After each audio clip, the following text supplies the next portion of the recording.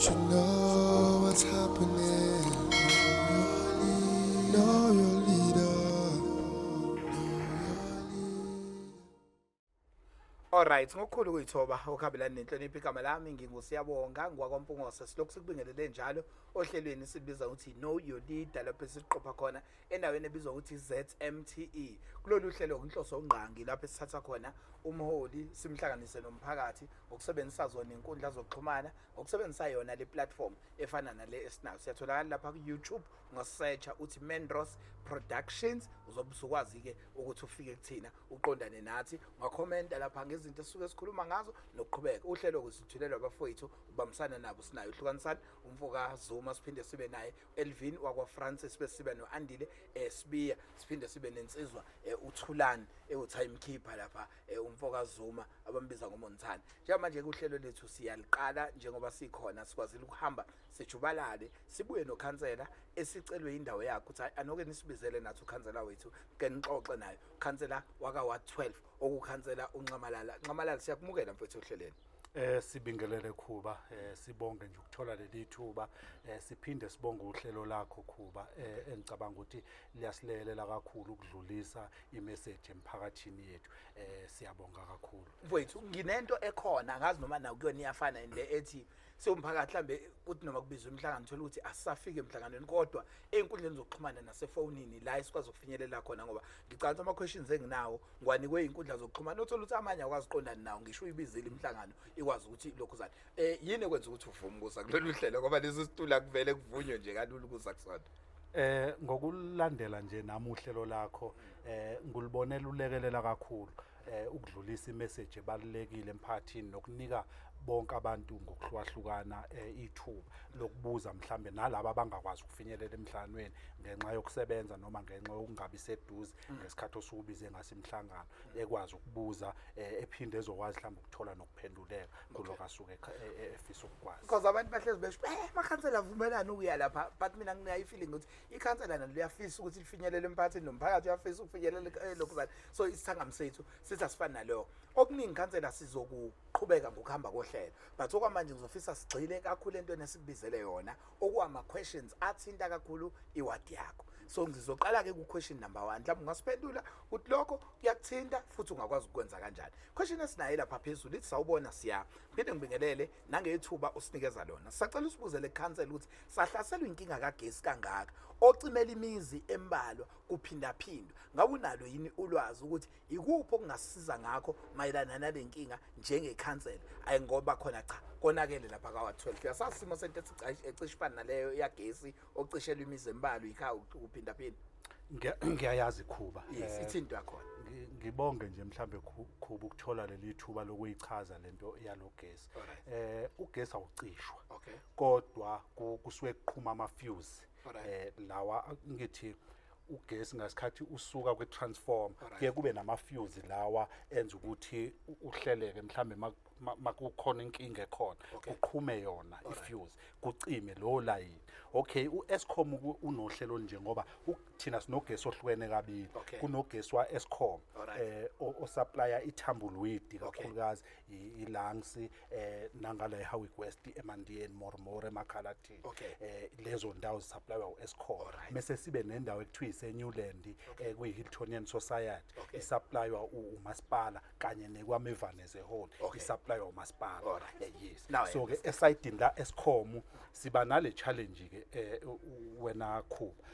uyawubona ugesi mhlambe ukuthi nje siuchaze ugesi unama phase awu3 kuqala nje abantu nje wabeqhunyiwe imizi ayixhunyiwe kuma phase kwi phase eyodwa bonke kune phase ekuthiwa red phase ublue phase no white phase ngokuhlukahlukana so ke uma siza la ngizoke ngithi nje imizi le u10 ewu5 ixhunyiwe ku-blue phase kodwa kwathiwa ewu2 newu3 kuline owodwa yes so ke the time ucima wena Khuba kuzothi makucima ku-blue phase kucime leyo3 leyo2 isala ikhanya ngoba iku red phase true. Okay. yes kuqhuma ifuse la khona so ke mebefika bazothi mebefika ba Eskom bebuyisele lelo fuse ukwazi ukuthi kukhanye inkinga ke kodwa esinayo kakhulu ifuse ayiziqhumeli nje noma kanjani Okay. kodwa kuthina esiconnectile kugesi kuba ke into esibangela leyo nkinga yokuthi the time ubypass imeter Alright. endlini imeter lakho line breaker le trippayo Okay. uma ingasa trip le Isiya break straight iya up. straight efusini Alright. ifika ishaya ifuse the time futhi siliphoqa ngenkani ifuse idlula straight iya kwi-transform iyaqala i-transform uyibona isicotsa amafutha isikutshela ukuthi life span yayo iyancipha isinokublowa noma inini okunye ke okuyinkinga kodwa iqiniso lithi nathi siwumphakathi kufanele sithathe responsibility yokugada ugesi wethu sinale nkinga ke khulu umuntu ongawuthengi ugesi Okay. unokuthi efonele uEskom Alright. ubiza amajiti ebusuku Ebusuku, noma yes. Atholakala eduze. yes ethathe uyambona useshintsha usekhipha kule phase ekhanyayo ubuyela kuleya uEskom ubunemize ewu10 Alright. uyibalansisile ukuthi you2 ake ngithi you55 Alright. the time ucimile lo 5 oqala sebephuma ababili bezongena kulo 5 wesibili iyaqala iya overload ngoba isina 7-3 Okay. iphinde icime ngokuzayo ephume futhi oyedwa seku nemizi ewu8 Okay. esikhundleni sokuthi ibe u55 iyaqala ke manje lizoqhuma namhlanje befike belifake lidonse 2-3 hours noma u2 days after 2 days liphinde liqhume ngoba iveli si overloadile bakhona abawuthengayo kuba ugesi abawuthenga kahle ekuyikona abasilelelayo masizo reporta into yagesi ngoba into yagesi ya Eskom ihamba kanje unginika imeter number yakho ngithi siqhume kuma transformer amaningi akhona endaweni so ke ukuze beyiallocate inkinga ukuthi ikuleya transformer number bani bakwazi ukuthi uma ubanika imeter number the time report bezokwenza reference number ihambisane ne-transformer number ukuthi u-transformer number 34 kune-fuse eliqhumile khona kunemizi engaka ecimile khona kulowo layini ngoba imibuzo abakubuzayo the time report ngabe wena wedwa ngabe bangaki abantu abacishela ugesi yes Mfowethu ngoba vele ekagesi nanama questions ngenzela ukuthi uma kuukuthi usuyikhavile leyo question kodwa nje siwashaya siwalandelanise singaxubi siphinde sikubuyisele ugesi kade sesidlulile ngoba uthi omunye kule ndawo ugesi uxhashazwa phambi kwakho ukhansela umasipala noEskom bonke abantu bayazi ngosizi lalaphaya ubuze ngoba noPapasi wawuthembisa umphakathi ngezindlu ezinesithunzi siyabonga kakhulu so yini xhashaza ugesi khansela phambi kweni ngoba umhlali wakho uyaconfirm ukuthi ugesi uxhashazwa phambi kweni lapha niyakwazi ukuthi nani lokho ngicela ukuyihlukanisa kuba ngoba ngicathi lo mbuzo mhlambe ngizoba nayo kancane understanding yawo kunendawo ke ekanje kunendawo einformal settlement ekuthiwa iJabavu alright mase kuba nendawo ekuthiwa iseringini yes lezi indawo zo2 le eringini bakhile nje kahle ngoba basikelwa ama site badayisela ngokusemthethweni kodwa awazange eqama awazange subdividwe yes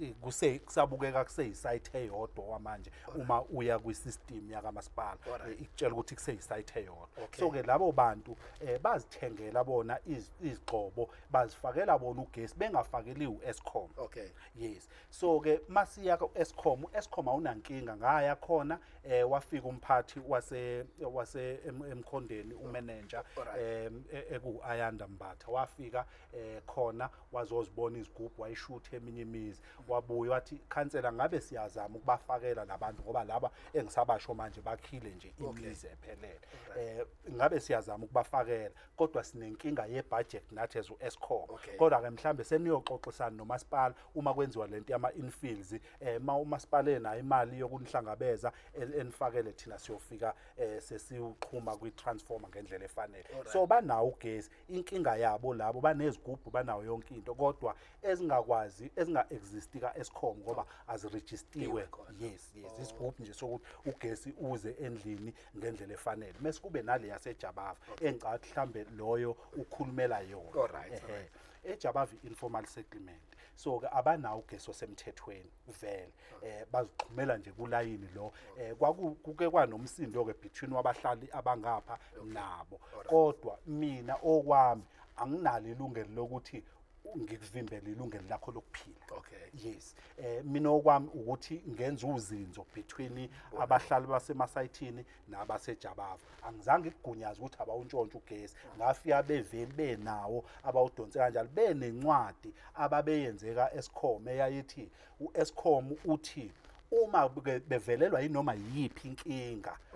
uEskom awukho responsible for leyo nkinga because bazidonsele ngenkani kodwa awukwazi futhi ukubaphuca nawo. Sibe nemizamo yokubanikeza ama solar system ukuzama ukubackupa nokwehlisa leya nkinga ekhona yokuxhuma ngokungekho emthethweni. Siyakwazi impela lokho kwaphumile okungekho emthethweni. Wakwafika uEskom wabakhiphela izikhawu uzikhipha but kusekuseni sewuxhunyiwe ke khu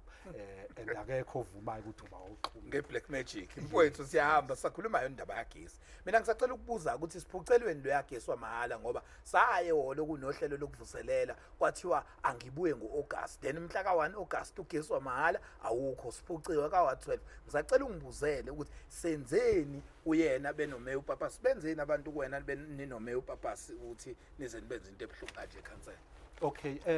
iqiniso abaphuciwe ugesi wamahhala. Uma ingithi ukubhalisa lento ye-indigent iqala ngizothi nje mhlambe iphela before kuphela unyaka wezimali ngoJune. Unyaka wezimali omusha soqala ngoJuly. So ke kube naleyo nje inkingane encane yokuthi the time befaka kwi-system ngoba ingithi ngasikhathi bebhalisa abantu unyaka nonyaka kuyavuselelwa khona. Njalo unyaka nonyaka njalo makuphela unyaka omdala wezimali ngoJune. Siyahlala ke phansi i-council kuthiwe nampa abantu noma nansi imali ekufanele si-write off. Masi-write off okusho ukuthi imali ekufanele ngawo umasipala ubeyi-collect kodwa ngoba eyalabantu abangene kulolu hlelo lokuthi umasipala uzoba provide awubakhokhisa ama-rate ngoba bayaqualify kwi-indigent. Unogesi wamahhala obapha wona. I-database yakhona ihamba kanjena siyayenza ngokwamasipala mase kuhlungwe kuthiwe nampa baka-Eskom ithunyelwe ka-Eskom inamba abaka-Eskom no-Eskom mesubapheka ayilingani-ke imali esiphiwa yona. uEskom usipha ama-unit alingene u-300 asipha wona. Umasipala ukhipha awa 600 rand ama-unit usho ukuthi nje mawukade uthola ogesi uthola ugesi wa 600 rand mahhala usuthenga kancane inyanga isiyaphela. Kodwa iqiniso abavaleliwe kusalungiswa nje lapha ngoba kade kushintsha ku-updatewa abasha ngoba kuyenza ukuthi khona ade qualify kuloko mebethi bambuyisela ku-system usenemali ayitholayo lo useqashiwe because isholo yona system ukuthi hayi lo useqashiwe usene-income eyenza ukuthi engabe saqualify kulolu hlelo. Ingakho-ke kuye kufanele kuvuselelwe njalo unyaka nonyaka kufakwe kwi-system. Khansela nayike indaba enkulu engicabanga ukuthi ngibone nje abantu abaningi kwiwadi yakho belokhu bevumelana ngayo. Siyabonga ukuthi usichazele kule yagesi. Sicela ukwazi ukuthi isenta sethala center izoba nezitolo ezingaka kodwa abantu basewadini yakhe kuthulekile ngabo. Ngiyaphinde ngiyilinka ne-question enye ezozala ngaphambili ethi how kanti kwathuleka nje kuthiwani ngoba kuthiwa abantu kumele bajoyine lo Love How Week ukuze bakwazi ukuthi baqashwe. Awukwazi ukuqasha uma ungekho ngakhona. Impela indaba yakhona angiyazi. I'm very disappointed in my leader Mr. Zuma. I'm from KwaMevani. He hasn't informed us that there is a meeting tomorrow at 5 where ingane zile khona ziyobuza imibuzo mayelana nethala question ukuthi uqashwa kanjani. Abantu i-challenge abantu baseMevani babuka ngazuthi awuzange ubanikeze indaba yokuthi benze njani ukuze baqashwe. Nishaye ne-meeting yenziwayo skopiyane kodwa engaba informi abantu kuabantu abakholwa ukuthi bayiwadi yakhe. Ithini abantu baseMevana nokungaqashwa kule center lezovula ithala center Khansela? Okay, kuba mhlambe kufanele sibuye sizicacise ezinye izinto ezifana namathuba emisebenzi. Ngizoqala nje ngokwakamasipala. Uma umasipala ubuka awubuki ngokwewadi ubuka ngokomngeni okuyiwona osevisayo. Nakhona-ke lapha ethala center into engifike ngayithola kukhona abahambile kuqala bayohlangana no-speaker. uSpeaker mina ngikhulume naye before bona. Speaker sinenkinga la because fanele singayiphikisi ukuthi njengoba ku Ward 2 fanele ngimhloniphe ukhansela wakhona ngoba siyayazi protocol. Ngiqalile kuyena uSpeaker uHolmes yena uward councillor waka Ward 2 ngahlala naye ngacela speaker la sinenkinga kwakusakhiwa uCheckers wokuqala phezulu wathi abafuna ukuapply abalethe kuyena ama CV ngayidlulisa leyo ngebhadi ke kube khona abalithola ithuba abayimengalithuki ngoba mase befakile asazi ukuthi basuke behlungwa kanjani namanje ke kwenzeke okufanayo ngimbuze wanginikela lodwa mawungababuza abantu basemevana afe ngabachazela ukuthi uthe kuya applywa online kune link online ngayithumelela futhi nansi ilink ekuthiwe iyasetshenziswa online ukufaka amathuba omsebenzi lapha lokho ke kwenzeke nje kade saxoxwa kusaqala ukuthi kuyalungiswa khona eThala Center umhlangano le ubukadungo lesiyakona ukuthi ithini indaba yomhlangano oyinguyazana umhlangano lo kadungo lesihlanu one bengingazi mina ngemashi ngoba akekho ke weza kumina wazongitshela ukuthi sihlela ukumasha noma sihlela ukuya lapha kodwa yinto esihlangane nayo ngendlela ukuthi kuthiwa kuzoba nento enjalo ezokwenzeka so ke angikwazi vele mina ukuyoba ingcenye yalokho banelungelo ezomphakathi ukuthi bezwakalise ukunganami kwabo umhlangano kodwa besingawubizela kuyo addressa leyo ngoba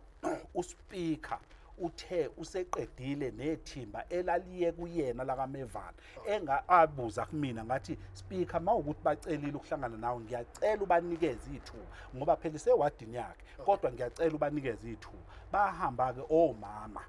basho nje bacela bangifonela mina siyacela khansela ukuziyela thina so mama asina interest na kwipolitiki siya nje ngoba siyokhulumela abantwana bethu ngathi ngiyibonile isithunzi esihle futhi leyo makuzoke kuyokhuluma inzala abantu bakhuluma le agaranta ngawo speak ukuthi ubaphendulile abantu bakhona ngoba balithola ithuba lokuyokhuluma ebabizile nabase eThala Center kodwa laba bangala ngenhla Thambulwitha Howick South abazange belithole lelo thuba bathi ke ngokuhlanganisa yonke into umhlangano bekuzo addressa nje ukuthi yiziphi izinto ekufanele bezazi ukuthi siyazenza siyangena kuzona makuye eqasheni noma kuya entweni zeservice but wena nje ukukhathela nje Qamalani ufike nini irole yakho ihambe kangakanani kule nto ngoba iqiniso limsulwa lithi ayikho into engabhlungu njengomuntu ohlala eMevana mayisebona ngempela kuvuka abantu bakude kade sejabula ukuthi kuyakhiwa something ngasekhaya as much as kungekona ukuthi une control but ngifuna ukuthola le ndimana othe wayidlala ekubukeni nje isimo sokwazi ubupha bomuntu ohlala eMevana uzofika abantu angakaza babone bezothola amathuba emisebenzi engahlomlile ehlele ekhaya ngoba intsha ikhala ngokungaqashwa Nxamalala irole yakho wena ezukhansela kidlala iyahamba iyanqinde kabi Khuba iqiniso ithi uma ubuka irole umuntu ayizamile igcina la ukuthi mawufika bafike bakutshela ukuthi sino 85% wabantu basemngeni nothi baka Ward 12 specific 85% okusho ukuthi bona bafike nemanagement nje mhlambe few supervisors but the rest of the staff esasemngeni inkinga ekufanele si understand ukuthi bona ababukanga iwadi babuke umngeni njengabantu abazotrader nomngeni abazili ukuzotrader nowadi noma neVD because nakhona sikhuluma ngeVD eyodwa not iward as a whole but mina mangiyokhuluma ngisuke ngikhulumela iward as a whole yes abasemevana they very close nase edrobheni kodwa iqiniso lithi uma usufika ethi umuntu cha nginalabantu ngine percentage engaka yabantu engibaqashile la basemngeni yilapho ke Khuba le ifike isithenye khona amandla Bethu ngizoqhubeka ngoba cathi uphinde walokhu ubuya lo yambuzo uthi omunye sacela usibuzele ukuthi kule theme uZoom aka iphethe yini ayenzile iVD yakaMevana uyona yonke iIDP yini angayikhomba kwiVD yakaMevana athi nje lokhu ngikwazela ukuthi ngikwenze ekuphatheni kwami so engeneni kwakho ngonyaka 2021 kuza manje 2025 yini othi mawuhamba udrive uthi kodwa eMevana yayingekho lento ngikwazela ukuthi ngiachieve yini into yachieve Okay Khuba angifuni ukukhuluma iphutha kulokho kodwa njengamanje kunesimo ebengisificile ebesicayi kakhulu senhlanzeko nje uyabona nje mawungena ngomgaqo ongena ngaphezulu eMevana bekune dumping site la engapheli eyenye into silwile nawo siyiqedile manje Okay. sayiqeda nje nya ngazi ngaphinde ngacela isicelo kwanethimane encane esanikezwa yona u3 months ukuthi nje idile nalama illegal dumping clean ungahamba uye khona ayiyodwa kukhona eyadinga segroundini kukhona la ekade ila ekwakhiwa khona izindlu sinenkinga kona ke yabantu bakithi waphela ithi yenziwe into bebelahle lapha size ukuthi ke kuthi ukuvulwa ingajana encane ngokuxhaswa noma ngokungenelela kwabase emngeni uthukela wodwa ukuthi bazothi ukuzolekelela ukuthi leya ndawo ungcono kube khona abayisebenzisa ukutshala noma ukwenzana ukuze abantu bengaqhubeki belahle khona ilokho nokuthi ke bengifuna ukungena kulenye sengena kahle mhlambe ngokwezindlu mhlambe yonke khona vele ama questions ezindlu ngoba okunye lokho kufanele singene kukona 2 kwakunenkinga yezinto zama street light akade enenkinga kwakunenkinga yama truck amanzi akade ekhona amanzi ama watercan esakwazi ukuyilwa sayivala sacela abomgungundlovu basondela nomeya yagcina kuvulwa ipoint elisha leli lapha ya la ama truck abekhe emeva ebulala umgaqo bafika abantu umphakathi ukhala sayingenelela sayilungisa there's no more ama truck angena lapha balungiseka nje nale kwakonakele khona into yama street light ayekade engakhanyi most wawo ayasebenza most kuyenzeka kube ilelo nje kuthiwa licimile silingenelele sazinyala usakhuluma ama street lights ngoba ukhona uthi sicela asilungisele ama street lights ku Woodpecker Road Woodpecker indaba engalungile ama street lights akhona uyawazi umgwaqo Woodpecker yes ithi into yakhona yes no bawalungisile Khuba ngokuthi kwesisikhathi ke amanye akhanye kakhulu emini egcine ecima ama street light kawagaranteli ngoba uthola mhlamba ama street light awu3 nje emgaqweni ongemude mhlambe elila makwenzeka kucime lo line sike sanenkinga ke lapha kuloyo line walapha inkinga yakhona yathi kunomfowethu la obebizwa hayi hlamba ke ngingambizi obekade bizwe lungisela abantu ugesi ebusuku that day kwacima yonke iHowick West because bafika babizwa omunye wabaxhumela lezi zinto zabo ebusuku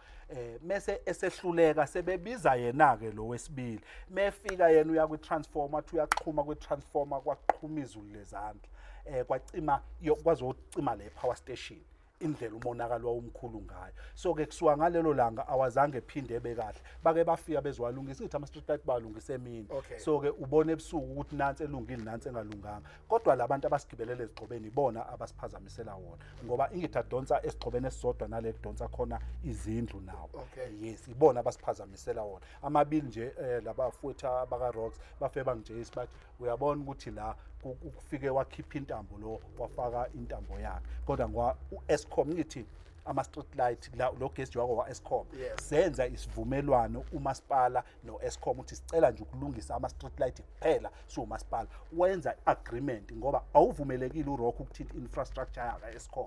yes ugcina kweyaka masipala so ke bathinta street light kuphela so ke makunomonakalo owenziwe umuntu waEscom fanele kuze kulinde umuntu waEscom ofike ezolungisa mawuthi uyafika eScom ethi Escom hayi phela thina sadlulisela kunina ama street light yes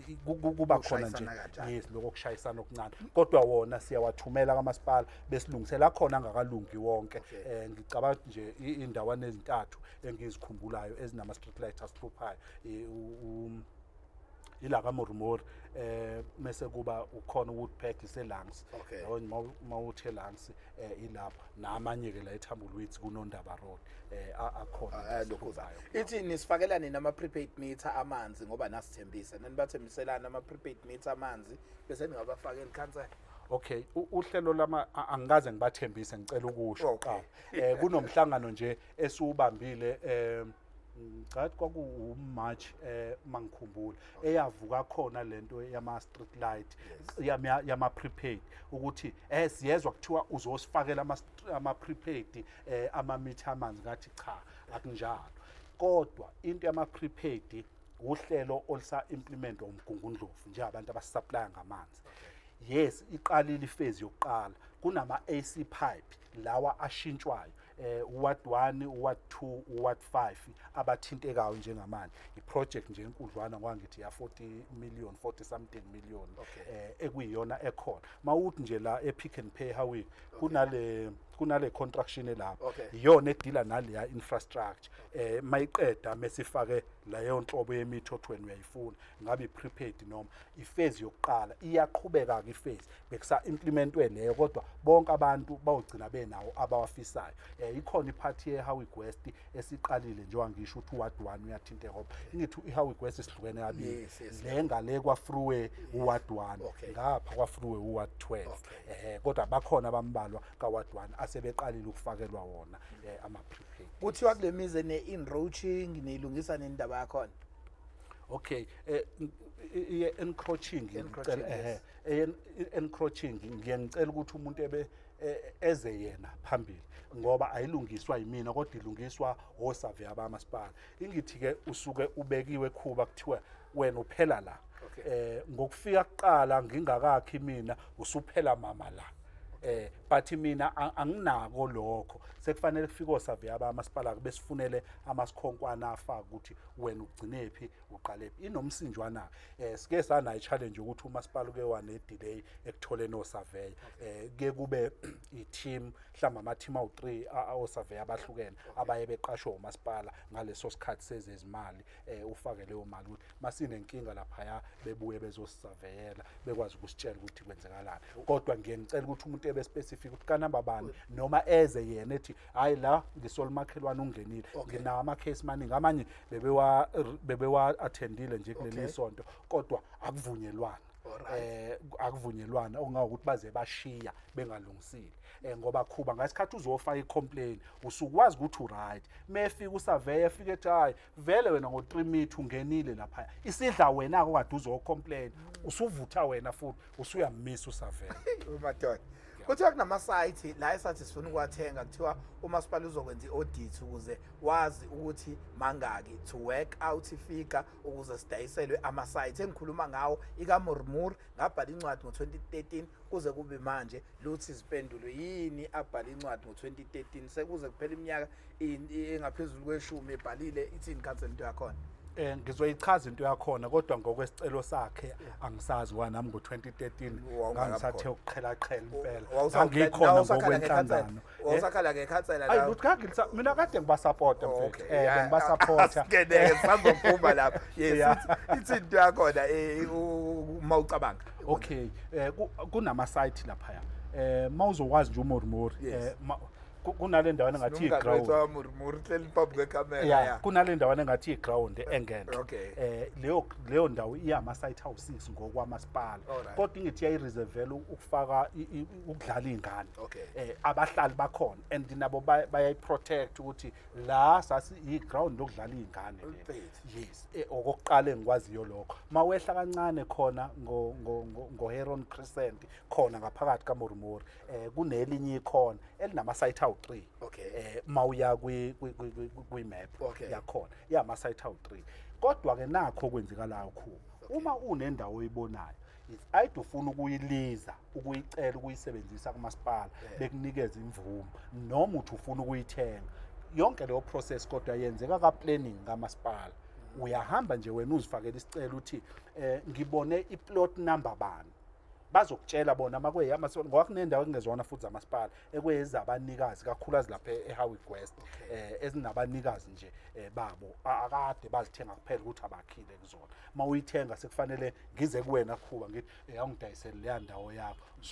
uzibizela imali kodwa lawa kwawamasipala lawe engiwabalayo engikwaziyo ukuthi ngempela wakamasipala uhlelo lakhona lihamba kanjani mawunesicelo mawunesifiso sokwasebenzisa bafikile abanye ade befisa ukuwasebenzisa befuna ukwakha isonto ngabacela ngathi ngizobalekelela futhi ngokuthi uma sekubuywa mina okwami ukufakazela ukuthi yes ngiyamazi loyo owasewadini so ke mase beqhubeke bona ngeprocess ngoba asinalungelo lokunikeza umuntu umhlaba yes wethu kuthiwa sibonge Khuba akusibuzele ngalemgwaqo enemgodi ehambiwa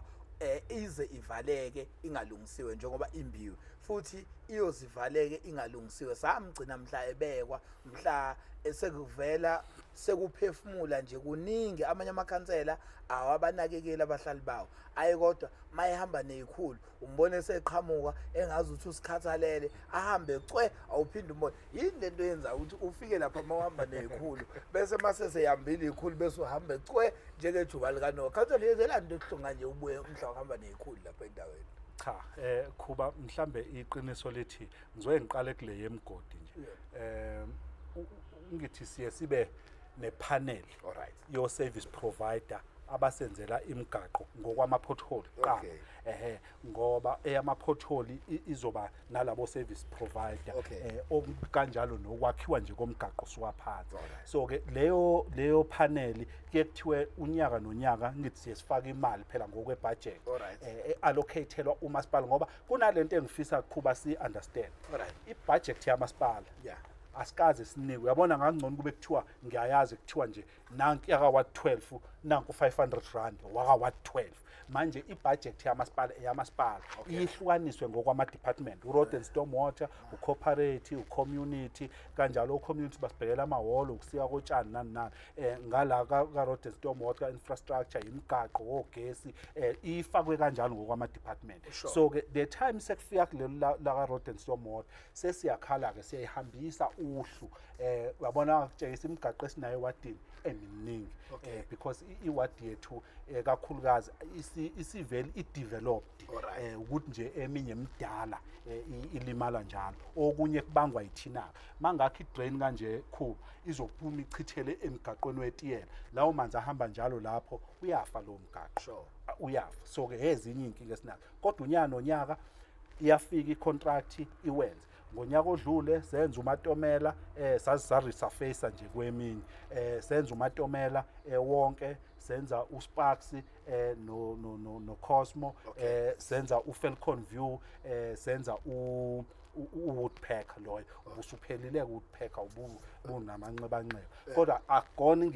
engithi khuba ngizovuka ekseni ngithi ngiyakwenza ngoba phela ngithi sine process lesihamba ngayo sifike thina sihambisa uhlu sicela nansi imigaqo sinenkinga sihlushwa kuyona ama pothole mase ku road and storm water management yakhona ihlale ihambe iyokwenza assessment mesithi sino 1000 square meters esingawenza fanele kubukeke kule migaqo engame subu 1000 square meters bazohamba bethi lapha nalapha la ababona khona kunabhedayo bekwazi ukuthumela leyo contract ifike isikele unyano njengamanje ikhona incontract eyenzayo mawuqhamuka ngale Howick West Primary usikiwe uCosmo lapha usikiwe uSparks la phezulu kodwa ngiyakugaranta hlu wena khu izovalwa kuye kwenze kanjeni usonkontrakt osuke enikeziwe ingethi khuba into yetiyela ihamba kanje uyaya lapha ekuthengwa khona itiyela awulithengi wedwa kunenkampani eziningi ezihlukahlukene ngoba ayikho ilento umshini wala emngeni kuphela lithengwe eMaritzburg lonke so ke ukuze nawe usonkontract ukwazi ukwenza into yakho ngesikhathi itiyela lisetshenziswa lisashisa okokuqala so ke kufanele besike bewavule kahle amaphesha abo ebefaka iorder letiyela mhla esebuya netiyela ngoba kufanele ulifile sashisa usebuya sesikiwe sebeyafaka bayafaka ngoba uma ungathi uzosika itruck imela eliningi uzolilahla andalisebenziseki itiyela ngoba melike labanda lisuke seyiphelile indaba manje le yakho ukuthi ufike usuhamba nezikhulu uyenzelani ngoba mina interest yami kule cha ngebhada ngene umuntu othanda kakhulu lezikhulu mhlambe ke kuhlukahlukene wena khu uzofika uthola abantu mhlambe nje ngendlela nathi esinganayo engizothi nje nathi sabantu mhlambe kufanele ke sizibuke nathi sabahlali nje uzofika uthola ukuthi khuba uzohlangana nomuntu ethi angilazi ikhansela okay uhlala lapho lo muntu uhlala ewadini okay it's fine unesizathu sakhe sokungalazi uhlangana nomuntu othi ayasiyazi imhlangano okay uhlala lapho lo muntu uhlala ewadini mase uzothola umuntu othi ufike sehamba nezikhulu usuke efike ehambe yapi nezikhulu ewadini ifike ukuthi kusuke ngekho mhlangano kungekho lutho ezinye izinto lezi kufanele sizibuke cha azikho ke mina izikhulu engeke ngahamba nazo kodwa khona engiqinisekisa kukona khu ngibe nento eyayithi sinenkinga yama managers aqashwayo ehlale office eyazi indawo ngokutshelwa engakaze ibone Okay. Yes. Ngakhuluma mina myself no Mayor ngiyacela ukuthi kube khona uhlelo esizoya ngalo lapha ewadini. Babe sebedrawa iplan beyomasipala from lapho ekuthiwa ukhuluma nathi. Okay. Yes. Leyo esisuke sihamba khona nawo wonke ama managers e-department ekufoneleke umanager sedukile kambe uthe ilaphi lapho uyacabanga nje uzoduka usuka nje le eHowick uza la eHowick West noma uya kwaMevan ngithe ilaphi but lo muntu mhlawumbe use no 3 years eqashiwe la kamasipala so ke baphumile ke ukuza la ukuthi sizobona sisuke singahambeli ukuthi sifuna ukubukwa kodwa kusuke inhloso ukuthi nansi inkinga ekhona la nansi inkinga ekhona lapha nansi inkinga ekhona ukuze behambe bethi noma beyoyiplanela beplanela into asebeyibonile ngamehlo. Wait, thiwa mina siyabonga bengicela ukuthi ungibuzele kuba tu ukuthi lama potholes ahlale wajomba ewadini yethu ukuthi ayozalungiswe nini aseyolungiswa ilo landelayo yini ngoba sesihamba kwigravel sibalekela itiyela ngiyabonga uSompisi Road uze wa specific lapha yini wena ufika uhambe ujomba amapotholi wabone kuSompisi Road bese kodwa ungathathi isinqumo ngoSompisi Road wrong lento yenzayo kancela kuSompisi Road Ukuhlungu ukuthi umgaqo wami engihlala kuwona hawu kanti ungathoma umgwaqo ohlala kuona kancela kuba lapha inkinga yakhona inkulu but ngifeyilwa khona department. Okay loya mgaqo ingithi lapha angazi kwakonakelephi. Okay. Imigaqo yakhona kwakwakhiwe nje ama drain kanje ekungeneli imoto bezithi mazihamba kanje kusale ukhonkolo lo idrain usale phakathi. Yes. So ngasikhathi upgrade kuye kufakwa itiyela ngale side netiyela ngapha kuze amanzi eqhubeke ehamba mhlawumbe uyibone nje umgaqo lapha yes. So kade kunaleyo nkinga le nkampani ke eyayizofaka itiyela lapha yana kuloya mgaqo yathi mayifike egcineni kwawo mawuzokwehlela lapha kaSathane nje ezitolo ngenzani le fika ichithe khona leya drain bamane bafaka amatshe la emgodini lo oyistorm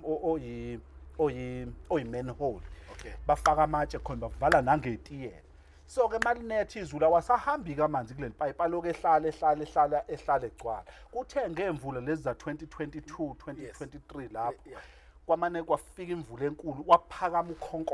ukhonkolo lo wedrain lapha kuthi junction umnquhe road uSompisi uyehla kuhlangana kanje amanzi aqhamuka ngapha yilamanzi ehlayo amane endilawo ehlayo aqala ukuthatha kusuka enkosini phezulu kaMkhezi. Okay. Ezodlula la afika khona vele ngasikhathi kufanele ngayadlula avuka la ngoba awasakwazi ukuya phambili kuvalekile afika avuka naloya khonkolo ke manje waphakama not ukuthi umgodi noma ipothole but kwaphakama khonkolo kanjalo iplani ke laba esengibabize mhlambe 4-5 times sifika sikhuluma nabo bafowethu nansi inkinga enginawo la indawo ezimbili nje ekhuba esezisibambe kusuka ngaleso sikhathi sekukhukhuluza ubimali udongo olibhidlikele emzini womuntu kwakufanele belenze nje just ukufaka i-retaining wall namanje ngisakhuluma yona kodwa ke mhlambe kunezizathu ezinye eziseceleni zabo ukuthi why bengayi-attend naleyo ukuthi nje ngoba ukhonkolo omkhulu loya iziphi izinto obhekana nazo ingqinamba njengokhansela ngoba ngizwa ngathi khona ingqinamba ezinye mhlambe noma ungangenile kuma details azo iziphi ingqinamba ucabanga ukuthi umphakathi ugcina ungazazanga wena njengokhansela obhekana nazo Khuba zikhona ingqinamba zikhona kakhulu eyokuqala nje ethi ngangcono kube kuthiwa mhlambe ezukhansela usuke ake ngithi mhlambe iworkshop uyabona iworkshop yakamasipala njengokhansela uthi mawuthi namhlanje ngifuna ukuyovala umgodi lapho ufika uthatha isipeti uthatha itiyela uhambe uyokwazi ukukuvala noma ukhombe labo bantu nihambe niyo manje cha akuhambe kanjalo ufaka isicelo nanki indawo enginenkinga yayo ngicela ukuthi ningilungisele usifaka kwi-department nawo wonke amanye amawadi lawa afakile isicelo ukulungiselwa inkinga ezifanayo so ke beprioritize ngendlela yabo ongahlala kuba nenkinga kuphela unyaka kuze kuphele omunye umbuzo uthi ke mhlambe le yama contract kamasipala iyasilekelela yini nokuthi umasipala ngokwawo uzilungisele ngoba sina i-department ngithi road and storm water enabantu ekufanele ngaba sivalela ama pothole kodwa sibuye siqashe oson contract but ke nako kuba neprocess yako ehamba ibe lezi khona nala ukhuluma ndaba ama storm water nawe ethi bacela ukulungisela wona lapha ku Becker Road. Yes uyabona nje le yasompisi bafikile ukuthola kwethi inkinga ngacela laba baka-Road Storm Water ukuthi ngisacela siqale si-unblock-e lento evimbele le storm water ukuze kuzokwazi ukulungiseka le nkinga engenhla siyibone ukuthi ilaphi inkinga khona. Sahamba-ke saze safika la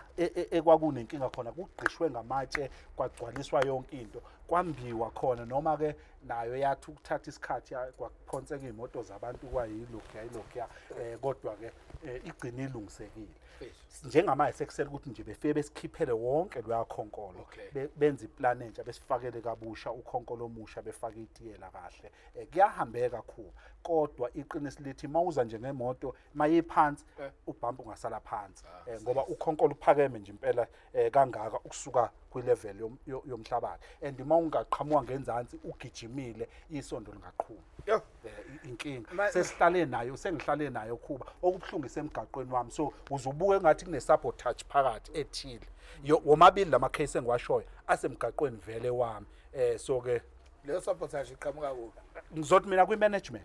because ibona phela thina esifaka kubona iy'celo akekho omunye umuntu. Manje ngizuthi ukhansela bayichaza sengiyawubona nami ngamehlo engqondo ukhonkolo ubonile bayihluka uphakama kanjani ukhonkolo wakhansela uphakame kanje ushone phezulu. Khansela siyaqhubeka sithi sibonge Khuba muhle lo msebenzi wenu bafowethu eniwenzani. Mina ngingubonga Dlamini la iqembu likakhansela lafaka ama-toilet kule ndawo ebizwa ngokuthi uJabavu. Inkinga ukuthi inemigodi emfishane babethi kuzolethwa iHanisaka every month kodwa akaze kufike umuntu njengoba kuzongena ihlobo nje soba nenkinga njengoba kade kukhona lezi zimvula zasebusika line kakhulu avesa agcwala angena naseyindlini kuphakama amaplanga sengichaza njengokhansela kuphakame namaplangwe adonsa lento isidonsile from 2019 babethi it's a low lies fruit another low lies fruit ilamanzi abawafaka awalawuleki kodwa ke siqale singene kule yama toilets ngathi uyasizwa le story sa lapha eJabavu noma uyasazi ithi into yakho ngombuzo kabongani Dlamini. Ngizocala nje kuqala ukumcorrect ama toilet afakwe yimina 21 ngingena nalawo manzi abengekho 2019 cha yiphutha. Oh nice. Yiphutha yes. Okokuqala nje ngithi achievement yami engafike ngayikhomba ukuthi because ekufanele singakubalekeli Khuba mina ngibe umhlalo waseJabavu before ngizoya esayithini. So ke ngiyazwelana kakhulu nesimo esasibhekene naso. Yes ukuthi mina ngakwazi ukuya esayithini besala abanye because ingithi sasihlaliswe lapha okwe temporary. So ngasikhathi sesiphuma siye emasayithini kwakhona abangasaphuma ukuya emasayithini ngenxa ukuthi mhlambe sebeqinile ukuthi sesingafike lapha sihlale kulo 2 room sonke siwumndeni besu5 la ekhaya uma ubaba nezingane sesikhulile hayi sengisele la ekade kuyinxiwa khona lasekhaya basale kanjalo abantu eJabavu kodwa kahle kahle babebekelwe ukuthi ngasikhathi uthenga isite uhlale leso sikhashana bese uphumela isite yakho uye esayithini yakho kahle kahle kwakufanele iqedwe leyamisi but ngokuthi kusekukhona abantu abaseleke yasala kanjalo. Mangifika ngo-2021 ngathi ngithi masikhankasa Khuba usuke uthatha lezi zinto abantu abakhala ngazo nawe-ke usuke uzozidlulisela la ocabanga ukuthi uzosizakala khona. Ngempela uMgungundlovu waresponda because lento yama-VIP toilet uyabona la akhiwa nje yonke indawo la amiswe ngokhonkolo ama-panel nawo yes ilawo ma-toilet uhlobo lawo abalakha ngawo lo mgodi wakhona omncane sidala. Uyabona-ke Khuba ukuze mhlambe nangelinye ilanga masiwabona singabajaji abantu uyabona kunendawo ofika kuzona kunama-toilet awu-2 noma awu-3 ebaleni uthawu laba banikwa ama-toilet awu-3 lakhiwe lagcwala kwaphindwa kwafakwa esinye isicelo lakhiwa lagcwala ngoba anemigodi emincane ayikho iplan le yeHanisaka. iHanisaka i-truck eyodwa yoMgungundlovu eyenzelwe laba abanama-septic tank ngoba kunama-DRP house kunama-RDP houses asetshenzwa yiHanisaka ngizokutshela izenzani ngikutshela iLance River abangenayo bona i-running sewer njengathi ehamba yiye la idluliswe iye le bone yabo igcina lapho ifike idonse iHanisaka iyoyichitha khona laphaya kule water waste ekhona le existayo njengamanje la nala mhlawumbe bazobekwenza kulabo nje wakwakhiwa nje lemizi enama-septic tank ngala konguga bazofike bedonse kanjalo mawukuthi usuyakhile uyakwazi ukuziqashela i-truck ifike idonse kodwa uma isizochitha izofika ichithe la ukuze lento izogcineka phela ngoba uyithathe uyichithe emfuleni noma entabeni kufanele uyibuyisele la ezofike isetshenzwe khona kahle yes kodwa iqiniso lithi njengamanje umgundlovu besikhulumile nabo bafikele neplan ukuthi kune chemical abafuna ukuqala ukuyitest ukuthi izokwazi ukuyishisa lento phakathi ingalokho yodwa yes ngoba mawungathi uyawabuka la akhiwe khona khulu iHanisakha khona indawo engeke ingene kuzona ngizokutshela nje ngayo nje ijabavu kanje laba baleduze wemigaqo bingangena mhlawumbe imizi ewu4 5 but kunemizi eqhelile engekho eduze komgaqo elingekho futhi ipipe ukuthi ngafika khona nokuthi njengoba yona i-row ayifani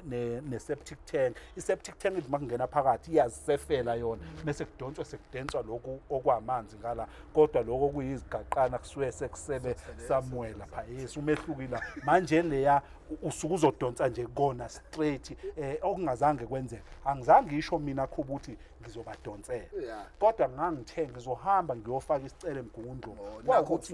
kwawukuthi asiphumelelanga ke ngabuyela kodwa umphakathi wakho ngizokuya lapho uthi haye inform umphakathi uthi bafowethu lento ngathi izosinika inkinga kodwa sisacela ukuzama into nje chemical yes no njengamanje ichemical ngithi ibuye nje njengoba umeya kade ehambe lo masipala sifike sayikhuluma meya nansi inkinga esibhene nayo one le eHanisakha nokuthi lama toilet aye nemigodi emincane base baqhamuka neplan ke uHOD waka infrastructure ukuthi cha kune chemical esizayo esithemba ke esicelile sathi mhlambe kuzosilekelela kakhulu ukuthi ihlale ifakwe ishise wonke lo dodo phakathi uqale kabusha yes bakhala ngokuthi ke amanzi abawafaka walawuleki ngoba lamaphara abakhipha umpompi kuphinde futhi kube manzi wona lo mhlabathi abakhe ngamaplangwe kuwona kuba ngangithi you know mawufika lapha bekunenkinga yomgaqo ongena ngaphakathi kunenkinga yawo nje qobo futhi amanzi ukhona usiso yedwa enompompi okade ubanga umsindo ngoba ube udonse emitheni lomunye ongale site njengoba ngisho ukuthi lapha kuhlukana basema site nangalana so ke owawunomsindwana nje unenkinga so ke masiqeda ukucela indaba yomgaqo kwase kwaba ukuthi ama toilet anesidima abanawo 1 2 amanzi ayashort safaka isicelo ke njengoba ngisho sasifaka imgundlovu wasiphendula wafika wasifakela ama stand pipe asho ukuthi bona balethelwa iVaterkana kodwa banama running tap nje akhona la ebaleni umuntu awakha la eduze ngoba sasingesifakela umuntu nomuntu umpompi kodwa senza impompi ngithi ewu7 ekhona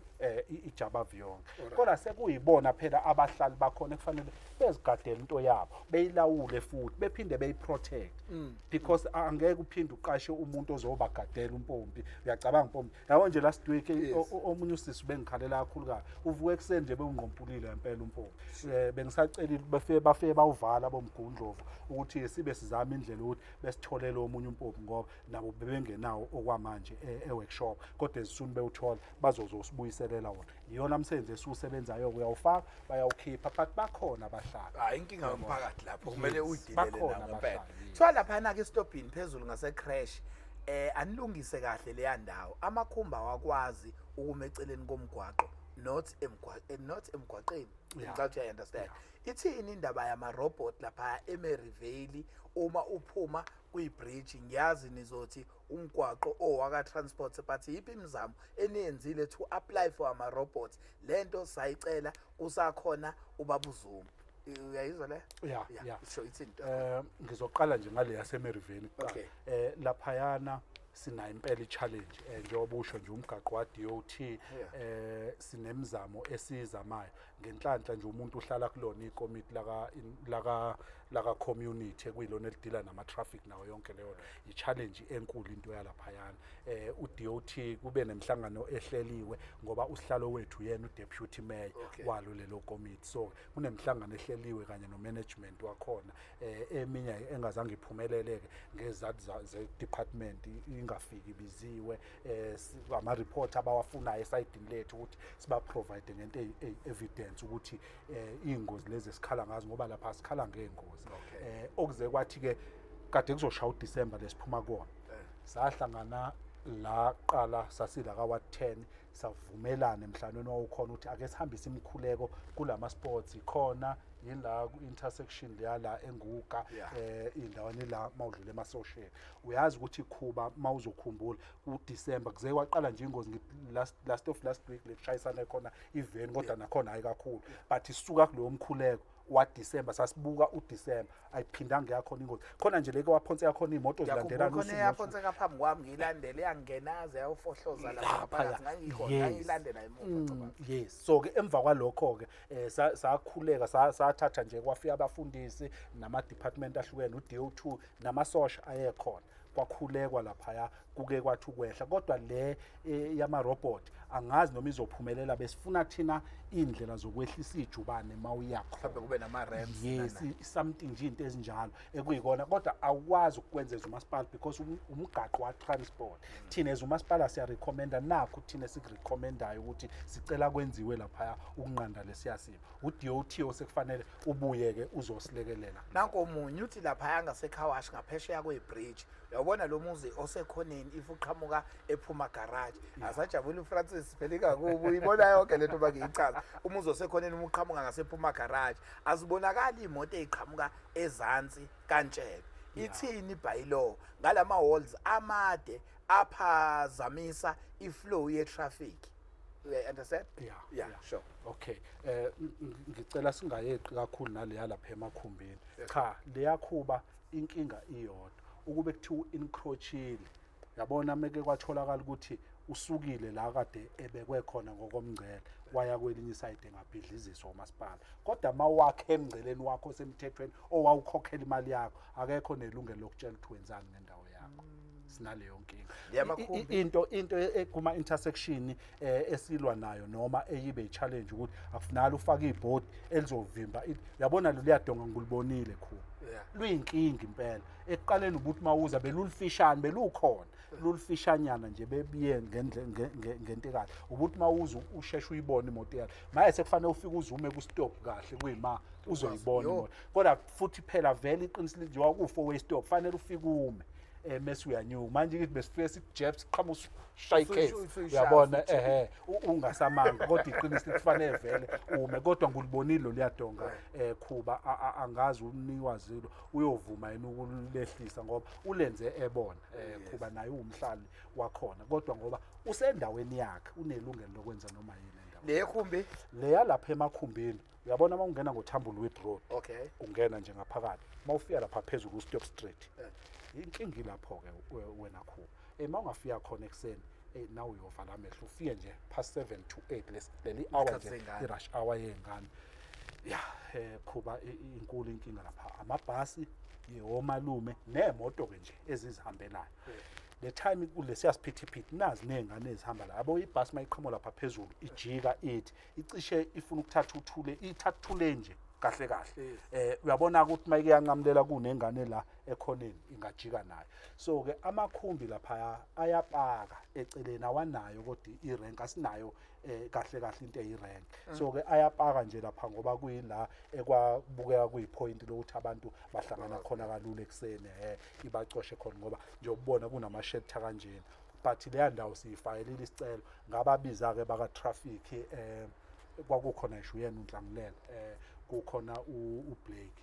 ngabacela ubeke bezoyibona bafike bayibone yabahlula nabo kwakuthi into engenzeka ngawukuthi lo mgaqo ngcono ube u1 way stop ungabi 4 way kanje siphambana ungcono ekseni zingene ziyale zibuye sezibuya la ku stop alright zingaphambana ngoba vele useyona le kwakhona uyaphambana khona into elinka nawo ithi bengicela ukubuza ngohlelo obeliqhubeka lokhu upgrade umgwaqo uThambulwini ukuthi kusele emncane kakhulu kwaze kwavela kwathulakala nje ngabe ukhansela kukhona yini angasicacisela ngalolo hlelo Khuba iqiniso lithi nje since singena mina ngingena uwodwa kuphela owenzekile ufuze road le ngisho ukuthi ngithi ama drain ukufaka etiyela uwafu ngapho etiyela uwafu ngale etiyela but ke kuumsebenzi wafanele kususwe kumbiwe nje kwezinye indawo kufanele kublockwe nenhlabathi ngama retaining wall ukuthi ingaweli emzini yabantu but nje kusewodwa owenzeka including wathi mawenzeka ngokuthi omncane mase ngicela usonkontract lo wesenzela ukuthi ngicele ngiyele lapha eCosmo. iCosmo ngaphandle ibingenayo iparking yemoto. Wasenzela leyo parking esesenzela mahala nje ukubuyisela emphakathini emva kokwenza loyo mgaqo. Wasenzela leya parking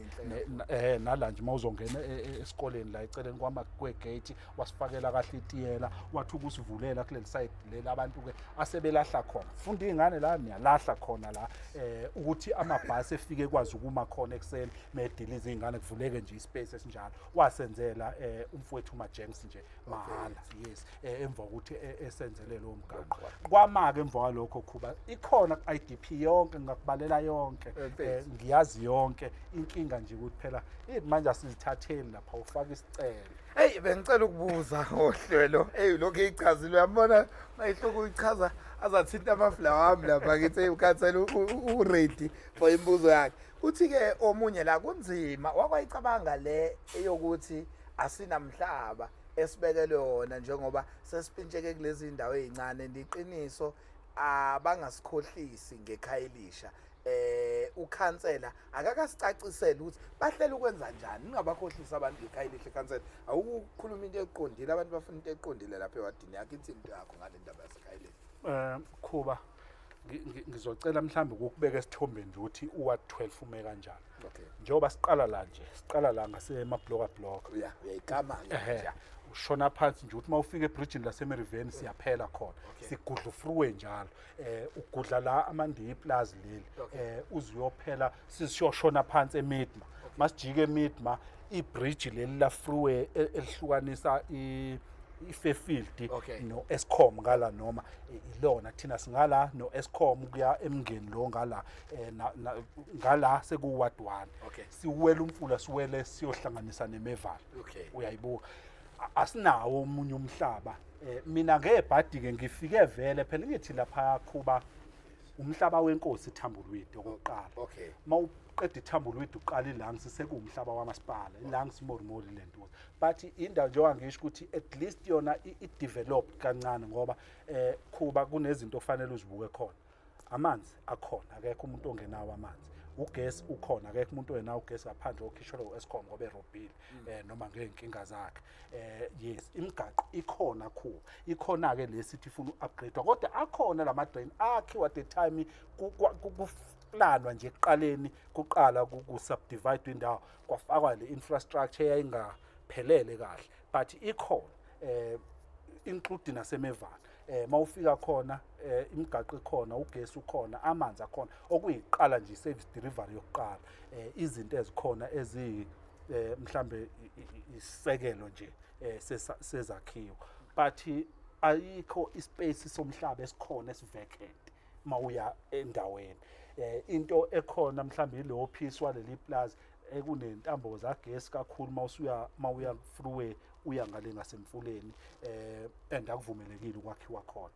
uzoshona la kaqhumqhum nje emfuleni akuvumelekile iyona kuphela indawo ekhona angifuni uqamba amanga Khuba la ngithi hayi kunohlelo lokuthi sizobafunela omunye umhlaba umasipala ustrugglisha ngokufuna umhlaba for ukwakhela abantu Paul iKhayelitsha ayibala ithi into yakuseKhayelitsha iKhayelitsha iproject ekwakuthiwe kuzokwakhelwa kuyona abantu abaseZoo abaseshiyasi ithokoza include nayo iJabavu yes noma kukhona izinto ezithile nje Khuba ngeJabavu engizamile ukuthi ngiyazithola but azicaci aziphumele obala kodwa ilezo ndawo babebekela ukuthi bazokwakhelwa so ke kwanenkinga infrastructure ibulk water ngoba makuzokwakhiwa kufanele kuqale kufakwe ingqalasizinda yamanzi ingqalasizinda yesuwa kulungiswa imigaqo isubdivide kahle indawo kukanywe kahle befakelwa amaphekha abantu bengaze encroach bentshontshe umhlaba wonke kubi leyo kodwa njengamanje iqiniso lithi leyo lama project wonke anenkinga ka human settlement kakhulu Mfowethu siya ngasemaphethelweni uthi owami umbuzo uthi nje ake anabo ukuthi iziphi lezi zinto ezizingqinamba abhekane nazo mhlawumbe emkhandlini uyena unqoba ezimenza awujikele umphakathi wakhe abe umuntu ongawunakile angawazi nanoku communicator nawo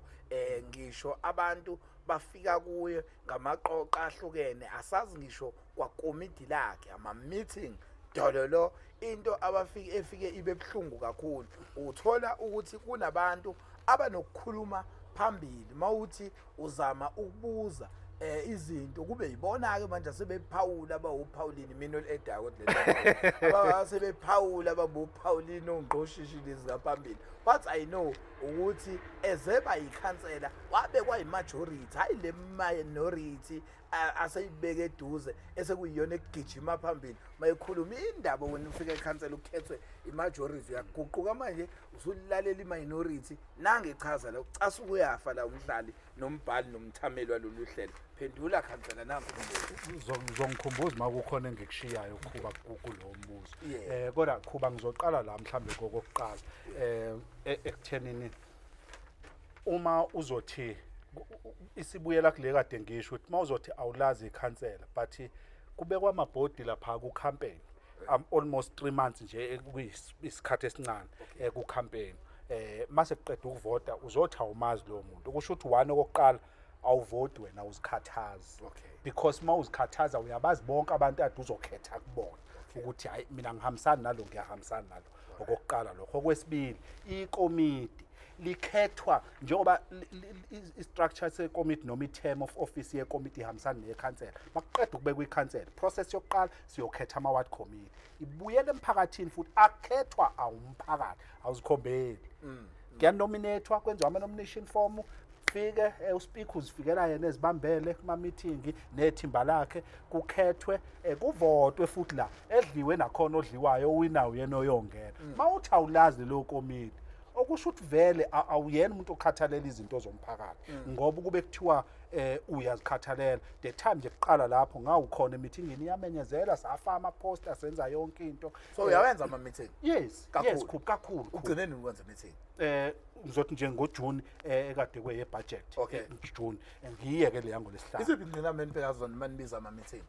okay eyokuqala nje ekhuba ngifuna ukuthi une voters roll ngifuna siqale layo nje ne voters roll enabantu abawu 4500 mawuya ngosuku lokuvota kuvota abantu aba 1900 bevotela abantu ababe contest noma amaqembu awu10 kusho ukuthi 2600 ongavotanga ozimele eceleni une public meeting unabantu abawu 4500 ngokwewadi ubiza public meeting mangakhiphela ama attendance register khona kuba ayikho neyodwa eyafika 100 but khansela mina khona nami la sengiqala ukuxaya khona nakunina mhlawumbe ukuphathisa lo myalezo ukuthi ithinto yenu ngakuma strategies ngoba phela into mayingenzeki ngibuye la ema-clinic babebona ukuthi abantu abagulayo bakhona but abasondele ema-clinic bayaphuma bayoba-scout ngey'ndlela zakhona nina niyamakhansela ayikho into ekhona enibukayo ukuthi kubaluleka i-strategy ngizokwenzela nje umzekelo engike ngayibuka ngiyaxolisa ukisho kodwa khona into engike ngayibuka idom nje yenzekayo kuno-Tita Black la ngikwenzela umzekelo Tita Black une-studio sakhe asisebenzisayo siyarecorda so whatever we do khansela masoye kwenza i-event yethu thina sithatha siya-Tita Black sikhokhe ngoba le studio asirekodele 5-minute prom sithathe lezi ipika sithathe i-USB sifake ispeaker yes bese kuhamba ispeaker siyimemezele namhlanje ngo-2025 sahlangana nombhobho othi umphakathi wasempopumeni useyikhohliwe into ayishoyo but kudida ma uyirekoda urekoda konke okukhohliwe uzokusho manje anganoma uyangizwa into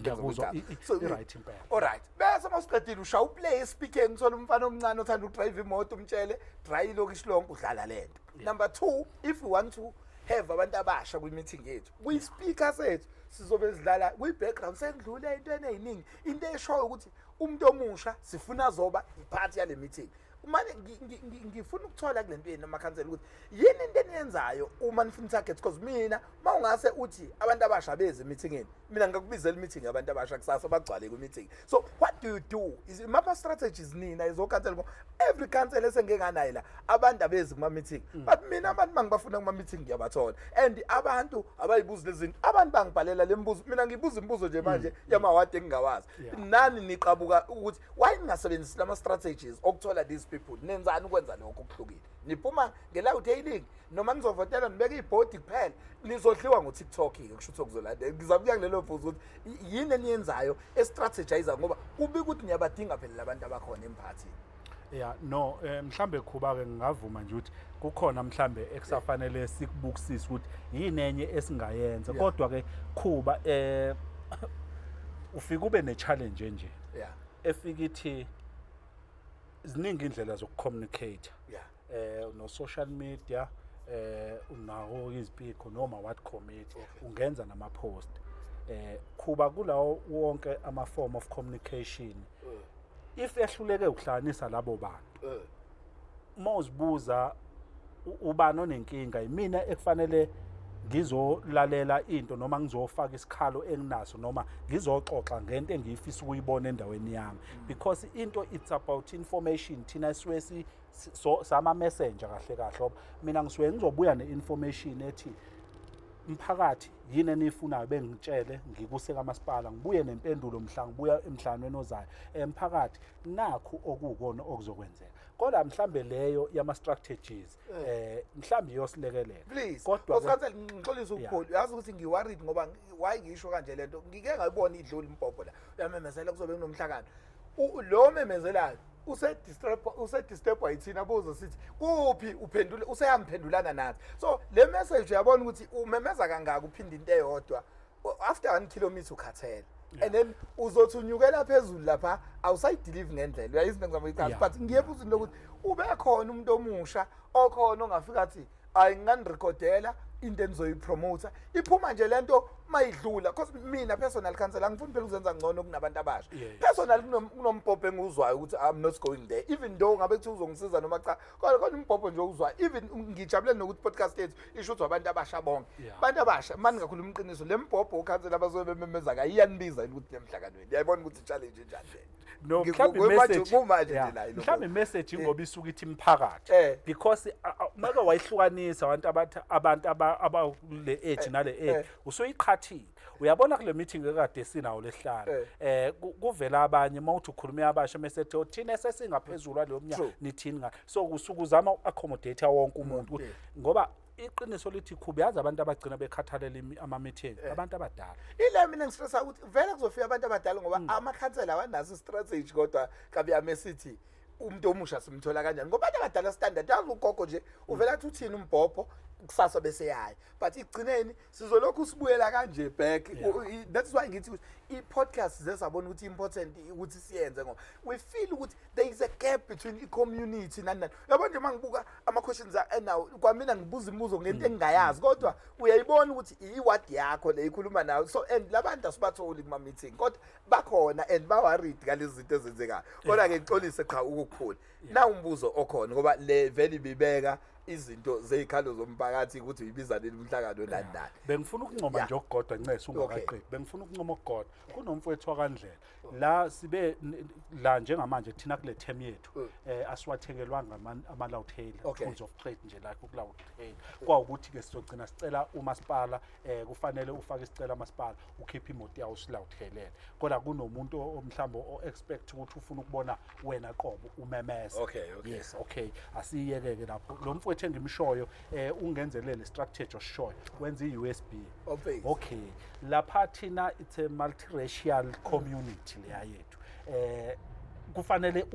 ukhulume wonke ama language so ke mayidlula ngakakhuba ukhubezwe kade kukhulunywa isiZulu kanti yena belindele English isiyafika ngale isikhuluma English lungena ucingo khansela lo muntu osimemezela yesingisi uthi uyasicabangela kahle uyabona kade ethuzama ukusenzela into ngiyamncoma ngoba le yanto ayenzile yenza ukuthi kube lula akaloku MMS ufaka iUSB esichaza ngalosuku lalowo mhlangano wahamba usayenze kanye ngimbona ngammisa futhi ngamncoma ngoba ngayibona into ayenzayo ukuthi izothi kodwa isifuna ke sithi ukufaka mhlambe hayi so nike omoya kukhona uDida Black niye nje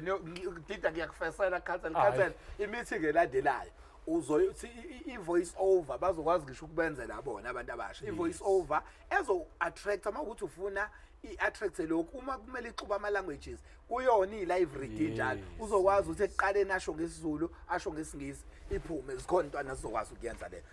into esiphakamisayo ukuthi niyicabange cancel siyanyuka babuza ukuthi hawu kanti kuthiwani ngalo love how week bafowethu Sinenkinga Lava Week kuze siqashe ukuthiwa kumele sibe kulava week. Ithi into eni no Lava Week awichaze mfowethu. Ngixolisa ifagama labantu but umbuzo obuzo umphakathi. Okay, la kuba ingithi kunama NGOs nama NPOs asuke esebenza nje emphakathini. Sure. Yes. So ke banelungelo lokufaka izicelo mhlambe zokwenza noma imuphi umsebenzi noma zokwenza nje leyo service abasuke bezoyiprovide umphakathi. Izicelo zabo zisuke zithi mhlambe badinga uxhaso oluthile. Ngizokutshela nje no SPCA nayo okungeyona inhlangano yamasipala but iyona othi mayifonela izokudilela nelwane ezincane izinja namakati but nawo une provision encane esifakayo kuyona uxhaso. Kubuye ngisho ibono ZMTE lapho ngenyanga mhlawumbe banifihlela ukuthi kukhona uchatho omncane yes esawuvumelana ukuthi abafakelwe nje kube into esithandwa sina kuphela be-podcast ezingenachatha abafethu ofanele lisu yes so ke iqiniso lisho njalo uLava Week ke naye omunye wenkampani noma ngingasazivumelwane before ngoba siwufice uvela ukhona kodwa ke phela ngasikhathi kufakwa izicelo kuvuselelo unale ngizothi wona wawubuka nje ukuklina idolobha noma ukwenza leyo msebenzi kodwa kusho ukuthi walu extenda kancane iservice yawo njengoba usunama causes owenzisayo amanye uyawenzisa mahala amanye ngemali engafika ukuthola mangibuza abakhona ekalava ukuthi hayi akhona esike siwenzise mahala abantu abasha akhona kodwa wakhokhela uthola mhlambe u150 isiyonke cause just ukuyokwenza nje ipractical ezitolo ubuye naleso certificate anesithi hayi lo engaqashwa esitolo noma aqasha la kodwa iqiniso lithi cha akukona okufanele ngakuyenzeka lokho sike sayi-challenge noma yayaba nayo i-challenge ukuthi umasipala uwona omelene nokuklina idolobha phatha kodwa unoLava Week nawo ufuna ukuzoklina idolobha kodwa kwawukuthi makusetshenziswana okusho ukuthi khona okungenzeka so kwayisinqumo esithathwayo ke isinqumo ke wena Khuba sisuke sibe nenkinga lana i-council inama-council awu-25 amaqembu awu-3 uma sekuthathwa isinqumo singavumelani ngaso kuyavotwa kodwa uma sekuphumiwe isinqumo esizothathwa kulelo vote siphuma sithi i-council ivumelane ukuthi udliwe wena usubhayindwa isinqumo esithathiwe ngoba kodwa umbono wakho ubunawo ukuthi hayi mina ngiboni ngalendlela esihamba ngayo yes and futhi nizohlezi nithola induku ngoba nikho emandleni ivume yes kodwa nje iqiniso lithi uLava Week angazi ukuthi mhlambe siwubona ngendlela efanayo yini angeke ngisho ukuthi uright makuthiwa awuqashele abantu abathile kodwa uright mawuzokwenza lo msebenzi ekade siwubona uwenza nawo la bakhala ukuthi kuthiwe uzoqashwe lapha ngoba kuzovulwa nje lapha eCenter bekumele ube ngaphansi kwaLava Week ngizwe into enjalo Khuba bona mawuzokhuluma ngezinto esizwa ngwanami anginalo ingakho mina ngifunda into yomlaleli yes anginalo ngempela iqiniso lalokho ukuthi kunjalo kodwa into esike sizwe nathi emgaqweni besho njalo abantu but mawungafiki nento yobufakazi Khuba usuke icala lingekho waphela fanele ufike nento yobufazi nangu ufakazi wami uthi omunye ayi lo bhuti mina nje ave ngidina cause akenzi lutho no job opportunities lutho nje but indaba uzodina umuntu owumbukeli we-podcast yami ungenzi lutho no job opportunities uyenzela into ebhluka nje wezulu ngiyaxolisa Khuba kodwa njengoba ngisho ukuthi uyabona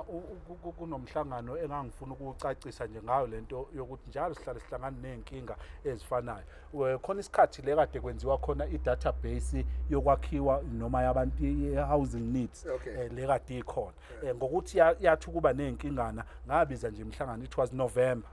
ngabiza imhlangano okuzona zonke izigceme ngizama ukuyicacisa lento yaleya registration ngase ngifaka ke kuleyo agenda yakhona yayikhulumisana nohlelo lokuqashwa ngokwamasipala noma ngokwetoho ngokwetoho la masipala kwathiwa kwavunyelwana ngedatabase ekade ise-youth office njengamanje sishintshiwe isizoba ka-HR because vele ububona ukuthi khona uwrong awukwazi ukuthi uzoba ne-youth office ube ne-HR office okuwu-corporate okuwona omelene nezokuqasha kodwa futhi kuye kuthiwe kuyoqashwa laphayana so-ke i-database kwakuwukuthi wonke umuntu ofunayo uzofaka kwi-database kwakuhlukaniswe amabhokisi ngokwamawadi mawufike e-office bufika ufake ebhokisini lawadi 12 uma sebenza lo founder bese kudonsweke lo muntu ozothola opportunity ukuqedela wenze ligcwalisele lokho ukuthi ngicela umbuzo ukuthi why uma kuvela amatoho yena alawulwe obhululu bakhe phecelezi certain members of ANC ukuthi aqashe bani angaqashi bani uyakwazi yena ukuyithathela inqumo or anything or else yonke into eniyatshela wena please hide me ungicelile ngizokuhide ngempela wena mntama ngeke ngize ngisho ukuthi ubani uthi akimhide wena awuwazi uyithathela inqumo uyithathela obhululu bakho baka ANC ukuthi akuqashwe bantu ngaqashwe bani yini ubikhathele ngakwazi ukuyikhulumela ube nezinqubo sakho no akunjalo Khuba akunjalo kodwa ke Khuba ingithi ngizojoqa njengoba thina siqasha yabona mina ngizoqeda u4 years yabo le i-right ngoba akekho ngezuyizwe u4 years lesuqeda manje angaze ngiqashe nomuntu oyedwa nje kwi-EPWP because umasipala unale database oziqashela ngayo usuvele wathatha abantu uyiqashela uziqashela wona bonke labantu ababona abasebenza ku-EPWP abekho abalethwe so ikhathalele lithi liqasha umuntu liqamba manga nje manje okay kwi-project mhlambe esuke ikhona ngokwe makube nenhlanhla kwane project ilapho kuyibize khona abantu benze lo founder makukhona iproject ana nje ezoba sewadini iyona ozukwazi ukuthi ulekelele ngabantu kodwa nakhona mina ngikholelwa ku-founder mina ngeke ngibabize sihlangane bapropose abona kwaqala kwathiwa ama-ID kwawukuthi khona abanama-card khona abanamapasi ngizosho njalo ikhadi lingena epasini uthi uyatomula kuphuma ama-ID awu-2 ngoba ikhadi belingena epasini usuka umsindi uthi ubayo le nto sanohlelo ukuthi sizobhala iy'namba kanje ephepheni zifonyozwe zichithwe laphansi kuphikwe siye sizihlukaniseke ngokwama-section ethu iwadi njengoba inama-section amaningi ngithi ijabavu la benziwe inamba zayo icoshe makufuna umuntu oyedwa kuthiwe la ithambulwidi la i-lungs la umurmuri la ngoba usukwenzela lokho mawufika kwaMevana ufuna abantu ababili iMevana sikwazi ukuyihlukanisa ngezigaba kodwa bayakwazi ukuthi abantu abahlali bakhona bethi hayi laba iMevana engenzansi iMevana engenhla kodwa iyona process eyibe ngcono ukuthi kube ufind a file uma kunento ekhona ewadini ngebhadi ke Khuba ngoba umuntu ubhekene nengwala akukho lawo ma project amancane nje akhona umuntu uyabona nje le high pyramid lapha emasangweni umuntu afika icela yaphumelela ngoba ngangibuka isimo esibhekana naso abantu ekseni bavuka ebusuku banjwe inkunzi yonke lento kumnyama but njengamanje yenza nje kwathi kuba ngconywana nobugebengu nade bukhona noma ngeke usho baphela nya kodwa ekade ngagcina ukuzwa ethini into lapha emasangweni la usho khona uma ku stop lo wakhona sike sakhuluma ngaleyo lapho nje uma uzongena ithi into lapho leyo crash inyane yabo lo mgwaqo lo uma unyukela ngasontweni lapha ithi into yakhona lapha ngicabanga ukuthi amanzi nje abuyiswa kunale storm water esivundla lapha esivalekile meke kwablocka isuwa ngalapha imani ibuye laphezulu ibuye nalomhlabathi ngoba bekuhlupha lempayipi belimba njalo bekune manhole awufani nokuphuma khona yazi ukuthi athe side isikhathi ku-indicatela ukuza ngapha ngasempophumeni bethu lo mbuzo ngicela ugoqe ngoba uzosenza ukuthi vele sicishe imibuzo eminingi ngoba uncikene kakhulu umbuzo owodwa oncikene kakhulu epage le ndaba lo mbuzo ithi ngifuna siyinabe because enye izinto enye amavidiyo esoyiveza ibe promo masesenza ngoba iwona mbuzo obumningi kakhulu abantu ngibuyela back kwi-question engikayibuza kulento yokuqashwa yase-center le abakhuluma ngayo but bakhala ngokuthi ke kuke kwane-meeting ese-Howie Quest Hall ngifuna uyicacise leyo ese-Howie Quest Hall evalele ngaphandle iMevana kodwa engathi le meeting ebikhona yayo Quest ikhuluma ngokuqasheka kwalaphaya ukuyindlala ke lento ihamba kanjani ithi kunegenge eseMeven ehambe kuumphakathi yakule sento ezovula yobuzwa ngomsebenzi wathi uzobuyisa impendulo kuyena yena kusenza ubuqhopholo lobhedayo akasasibuyiseli kuyiMevan kuyiholo yomphakathi useyobiza umhlangano kule genge yangakubo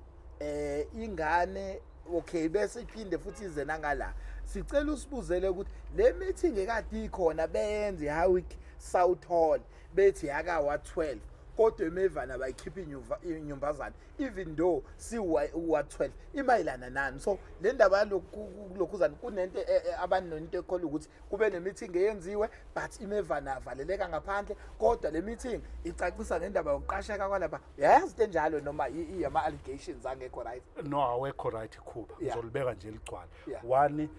abantu ade beye lapho abakaze bengazise mina siya lapha angazi ukuthi kade kohobani. Okay. 2, uma sebefika khona kuthiwa izobuyiselwa kumina impendulo ngingekho mina ngingenalo ulwazi mhlambi lapha ekufanele icacise khona ukuthi kuthiwe izobuyiselwa kukhansela oyimina noma kukhanselwe ward yakhona yini okuhomes okwesibili lokho ngoba kungenzeka mhlambi ukuthi khona angakucacisanga kuleyo mpendulo. Kodwa iqiniso lithi njengoba de ngingayazi ukuthi kunabantu abayela phaya cha bengeyona ingxenye nokuthi kuzobuyiselwa impendulo kumina cha le ebesihlelile nje kukhona nawo deputy mayor bewukuthi sizocacisa ukuthi lapha esenta ngokwesenta ithi no 85% wabantu basemngeni esibaqashile kuyo not specific uward 12 kodwa abasemngeni. So ke nathi mhlambe kwakukuthi sizoyicacisa lo mhlangano ade ngolesihlanu wena Khuba bezocacisa besifuna ukuthi sobuyisele nakamevani mina imihlangano yami umhlangano wodwa noma iprogram eyodwa yaka ward 12 ihlukana kabili because wena Khuba asinayo transport yokutransport abantu for i-public meeting. And Khuba ayikazi bekhona into ethi sibiza umhlangano nizothathwa amakhumbi niza kwi-public meeting siyesimemezela abantu beze kwi-venue ekuyiyona esihlanganela kuyona njengoba ihlukene kanje iMevana ne-Howick West kuye kube nemihlangano emibili. Ke kube nje umhlangano wangala ngaze ngabachazela abanye ukuthi ngicela nibuke kwale ebithunyeliwe ukuthi lapha yabe subiza noma umhlangano ubizwa as umasipala not specific ikhansela because eyami imihlangano egcineni iyabhala ukuthi okhiphe isimemo ukhansela ubani leya ibikhishwa ngokwamasipala ngoba lezi zinto bekufanele zicaciswe engeze uphela kwa 12 ezwe nakwamanye amaward mhlambe laba nokuthi bafuna ukucaciselwa khona ngendaba yalapha eThala. Wethu siyaphetha manje kuthiwa ke la Khuba sacela usibuzele kukhansela ukuthi i-project le emxhaso yaseMevana ena 5 years yama yakhiwa imiswe yini iyaqhubeka luqala nini uhlelo and out of 26 yemxhaso okwakufanele yakhiwe only 4 yemxhaso yakhiwe nakhona asizidleke samaphara ayisenayicapha ayisenamawini awekho kwenziwe yini ukuthi ama windows angafakwa nesicapha kuyo yonke lemxhaswa yo4 angazi uyangithola isitori sala. Okay, yes mfethu ithi into yakho siyaphetha manje ngoba Khuba ngeke kufanele sikhuluma iqiniso neqinisela imisulo amasabana ningaqamba mama akukho lekukhishwe khona umnyango akukho lekukhishwe khona iwindi kuphela ukuthi yayingakafakwa nje yona qoboke. Okay Khuba ke ngizobuyela emuva manje sengifuna ukuyindlala kahle ukuze mhlambe naye umbuki naye nje umfowethu lo obuzile ekwazi ukuyilalela kahle into yakho yenzeke kanje ngingena mina ngo2021 ingithi ke nje wade ngibuye isibuyele ekutheni nazi izikhalo suke uzithola qala man campaign. So ezinye uzigodla uzibona ukuthi lezi zi-critical zibathinta enyameni abahlali. Okay lezi indlu ngayithatha serious namanje ngisayithatha serious. Ngifike kunendle eyodwa kwakuyishow house eyayenziwe nje yaphela yafaka amawindi ikuyiyona yodwa ephelele namanje saphelela inamawindi ayinalutho nje okonakele kuyona noma mhlambe kukhona ke loyo ongadlula mhlambe ebulala iwindi kodwa kuzikuba manje akaze kube khona lutho okwenzekile kuyona ukufa kwezivalo noma ukubulala kwamawindi. Engithi umphakathi walapha uyigadile kona iproject yabo noma ke inengqinamba. Okay mangifika khona ayibo nansi project la ngiqale ngifunele ubani iqala uphethe ngithi ngifica vele yes cha imile nje Khuba kunendlu nje eyodwa ngifuna ukwazi ukuthi ithini into yale project and out of 26 yes u26 nje 26 unit kuphela. Mangifika ayikuthi why no ngiqala phela kamasipala kuqala ka housing ayibo housing ithini into yalapha ayikuthiwe cha iproject ikhona kodwa iproject imile ingithi usuku ne contract oyisayinile wena son contract mawusayina ngesikhathi uappoint kuthiwa wena yakha iproject yakha izindlu. Okay mawakha izindlu uyaqeda leso sigaba uhambe uyofaka i-invoice ukhokhele kodwa akulethwa imali kuqala kuthiwa imali yakhe izindlu. So-ke inkinga engifike ngayithola kuqala lapho ile yokuthi ngasikhathi ngifika khona ngifike kunale unit eyodwa ngimfuna usonkontraki hayi ngimthole kuthiwe nangu sonkontraki sixhumane naye hayi ngimbize sinaba housing befike khona hayi sixoxe into hayi esibize inekomiti ke la khona kuyi steering committee. Okay ivuselelwe ke contract okokuqala ngaleso sikhathi mayivuselelwa kube nama challenge kwi steering committee iphutha elinye elikhona angengisho kabi kodwa ngifuna ukuthi ibe clear nje kuba ukuze nangelinye ilanga ezinye izinto siyoziqonda kahle. Uyabona masizothi si-leader i-project kodwa sibe sine interest sonke kule project khona inkinga ezizoba khona. Laphayana ke yokuqala nje isibuyileke ngaphansi kwami yokuqala nje ayi mangifika usonkontraki efike la ethi cancela kodwa nanka ama challenge enginawo lana la kunalezi inkampani ekuyizona mhlambe ezazikhona kwi database ezazifakile njengamanje zidemanda wonke lo msebenzi o1 no2 no3 no4 so okusho ukuthi usonkontraki akasele nalutho kulokho even islab ayike sinegotiate nabo egcine evuma nayo usonkontraki ethi hayi abathatheke benze kodwa ke nansi inkinga islab siyaphasiswa ukuqala nje ukufeyila kweslab kusho ukuthi indlu yonke isifeyilile kwaba i-challenge yokuqala ke leyo hayi kwaukuthi uyadonsa umsebenzi akwenze kulutho waphela u3 months kwenziwe nje izilaphu ezimbili ezazisenziwa zingaphelile nazo kwaphinda kwesibili sacela ivuselelwa 3 months mayivuselelwa kade sekuguguliwe la kwenziwa yonke into yavulwa isite yamila ukhulu onjiniya mebefika bezotesta umhlabathi kuqala laba abenza into ye-geotech bafike bathola ukuthi lo mhlabathi ufeyilile sekufanele manje usitempwe kabusha noma uqiniswe nje ugqingqwe kabusha kususwe lonke ukhula lolu kwenziwe lokho uqala umsebenzi wokuthi kulungiselelwa ama-site expire contract 3 months phela lona inkinga fanele kumbiwe la ibe nama challenge nje okay i-expire expire kuloko kwesibili ngithi ngiyificile okokuqala kwenza usonkontraki wanalama challenges ya expire banikeza u3 months okuqala u3 months wesibili ke manje lesikhuluma ngawo kwaukuthi usonkontraki uthi emva kwezikhukhula ke manje za 20 leza wathi amasenti uyangisinda umthwalo ngishayekile emasentini ngenxa lezi izikhukhula lezi bezikhona kuthiwe asizame ukuyophesha kulabo abantu abalinyalelwe indawo so ke kusho ukuthi useyashayeka ngalana meshayeka kwawuyena futhi ofika nabantu abazomtakula bahamba bokwenza bona iagreement labo bantu abazomtakula bebegood mfethu la ama unit amanye awu7 akhiwe yilabo bantu ke labo kulo munye u3 months kodwa ke kwanenkinga kokushoyo between yena ke mawusonkontraki nalabantu abazomtakula kodwa nayo i-department phakathi ngoba bebebuye bedelayiswe yilento yokuphasiswa komhlabathi mawuzotest ufika umhlabathi ufeyile kufanele beqale phansi bakhala ngescope ukuthi yayi-awardwa i-company noma i-contract it was 2016 or something lapho ama-prizes ayesho kwelinye izinga uyabona manje usuku 2023 i-blocks mhlambe lalu4.90 njengamanje lu7.90 but ashintshile lento kwanaloko kushayisana lokho siyahamba isikhathi waphela ku3 months by writer off we my department ayisakwazi ukuyivuselela sekuthi ke bachitha konke so yanqamuka icontract yalo sonkontraki uservice provider wayekhona kanye nomasipala no-human settlement because u-human settlement osakhela izindlu yes umasipala nje nathi sisuke overseer iproject ukuthi ihamba kahle yini njengamanje ke iproject izoresume ama-processes amaningi asehanjiwe engengikwazi ukukunika usuku kodwa akude nje mhlambe yozwa ngikwazisa nje ukuthi hayi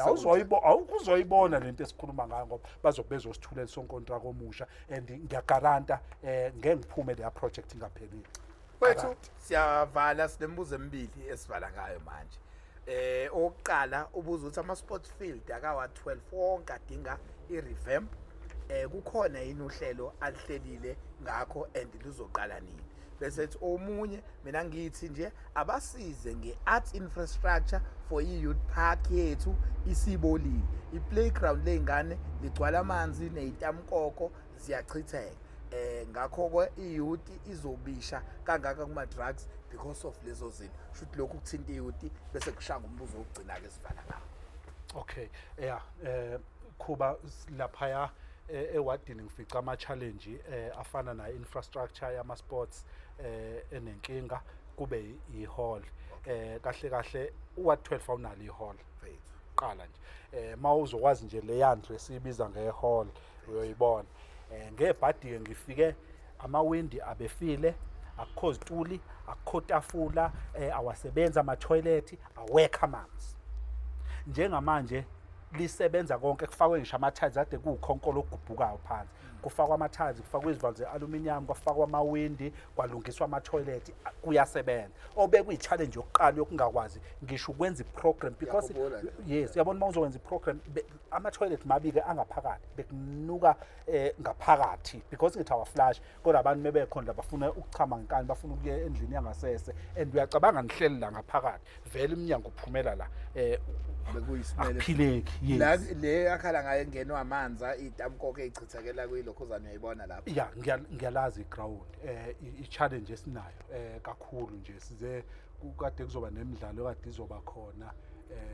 ngomhla ka-27 April ezeyagcina isiyokwenzelwa lapha eHowick West ngenxa yayo leya nkinga laphaya